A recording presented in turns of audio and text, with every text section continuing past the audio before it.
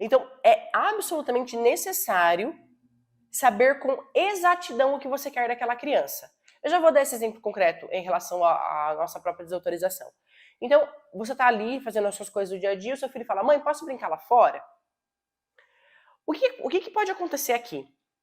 Você pode responder, ou seja, orientar, sem refletir.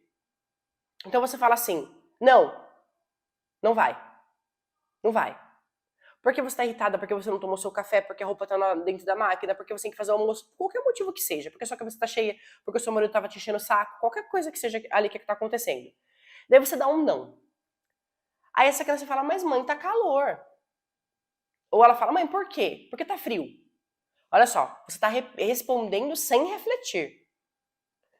Aí a criança olha lá fora e não tá frio. Então ela vai falar, mãe, mas não tá frio, tá calor, já tem até sol.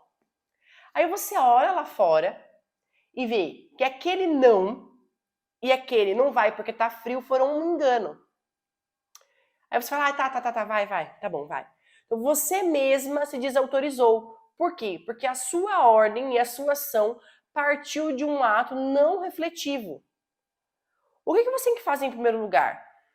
E aqui cabe uma ordem. Mãe, posso ir lá fora? Se você tá irritada, se você tá sem tomar seu café, se seu marido tá mexendo no seu saco, se a roupa tá na máquina, você manda ele esperar. Espera. Aí você olha lá fora, você pensa, você reflete, você olha o horário, você fala. Você reflete sobre o pedido e fala, pode. Aqui, você usou a sua razão para iluminar a sua vontade e tomar uma decisão. Muitas das vezes, nós agimos no automático. Não vai porque tá frio, não vai porque eu não quero, não vai porque acabou. Não... E isso pode, essas coisas acumuladas no cotidiano, vão gerando ordens impensadas, sem razão de ser, e que vão gerando, além disso, um tom errado na afetuosidade, porque daí a gente vai começando a ser severa por todo tipo de coisa.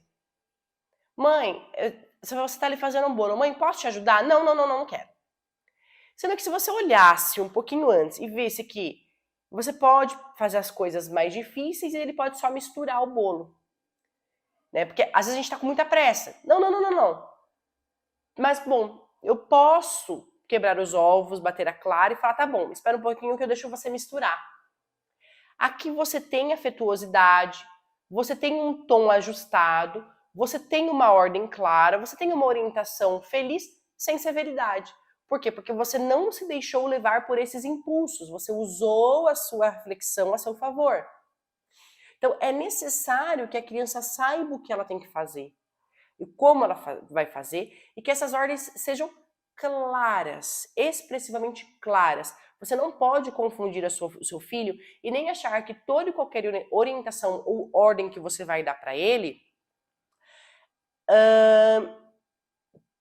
dependa da interpretação de texto que ele vai fazer, porque ele não vai fazer interpretação, principalmente se for pequenininho. Então, vejam só, prestem atenção numa coisa, eu vou chamar a atenção para uma coisa importante. A aula de hoje, a gente está falando da natureza da condução, da orientação, da arte de mandar. Nós não estamos falando de correção. Correção é outra natureza, é outro campo. Eu estou falando nesses critérios, nessa clareza de expressão, nessa sobriedade de número de ordens e nessa afetuosidade dentro da natureza da orientação, da condução, da arte de mandar. Correção é um outro universo, tá? Então vamos deixar claro sobre o que nós estamos falando. E quando nós fazemos isso, quando nós temos essa sobriedade, temos essa clareza, temos essas recomendações concretas, a criança não fica em dúvida se ela tá desagradando demasiado, se ela não tá desagradando, se você tá brava com ela por uma coisa que ela nem sabe que ela fez, ela não fica em dúvida, é tudo muito claro para ela. Então você não gera confusão na criança. E a confusão intelectual, a confusão das ideias, ela necessariamente traz uma inquietação psicológica. Veja pelo seu próprio exemplo, quando você não está clara das ideias do que você tem que ensinar para o seu filho, quando você não tem clareza se você está fazendo uma coisa correta ou não, quando você não tem certeza se você está corrigindo adequadamente, quando você não sabe, quando você não tem certeza se você sabe mandar, essas coisas mexem com o seu psicológico. Você fica mais agitada, você fica inquieta. O estado psicológico atrelado à confusão é o desconforto, é a irritação. Então, para a criança, do mesmo jeito. Quando ela não tem clareza do que você está exigindo dela, e ela é sua mãe, é óbvio que ela te ama, é óbvio que ela quer te agradar, é óbvio que ela quer que fique tudo bem entre vocês. Quando ela não tem clareza de como ela faz para te obedecer, ou como ela faz para te agradar, ou o que é bom e o que não é, isso gera na criança um desânimo. Isso gera na criança um cansaço. Isso gera na criança uma possível rebeldia. Então, essas são consequências diretas dessa falta de clareza de ordenamento que muitas vezes parte de nós mesmas. Então, depois que a gente dá a luz, depois que a gente ilumina, depois que a gente ensina, a gente tem que pensar que, além da luz, há o coração. A gente não pode desassociar o coração na hora de educar os nossos filhos, né? Então, enquanto nós pudermos usar da afetuosidade para conduzi-los, quanto mais pudermos usar da afetuosidade para conduzi-los, melhor. E aqui eu vou chamar atenção de novo para um aspecto. Não confundir afetuosidade, ajuste na linguagem, com bajulação, né? Que é aquela coisa, ai meu amor, você é o meu amor da minha vida, você é a criança mais linda do mundo, a mamãe te ama profundamente. Agora coloca o seu prato na pia. É muito diferente de você dizer, meu filho, coloque o seu prato na pia. Ou mesmo, meu amor, assim não, agora não, depois a gente conversa. É muito diferente, tem uma proporção. Tem uma proporção. Você não precisa baixar, você não precisa mudar o seu tom de voz, você não precisa falar como se você estivesse falando com um bebezinho. Você ajusta a linguagem, mas uma justa medida. Uma medida de quem fala com uma criança, dá uma ordem com afeto, do mesmo modo que você fala com o seu marido. Quando você não tá brava com ele, é claro. Quando você fala com o seu marido normalmente, você tem um ajuste de voz. Meu amor, você pode passar no mercado? Ah, amor, eu preciso te contar uma coisa que você não sabe o que aconteceu. Amor, você quer jantar? Eu faço seu prato. Tem um ajuste de linguagem aqui que não é bajulação, sabe? Então, tomem essa medida com as crianças.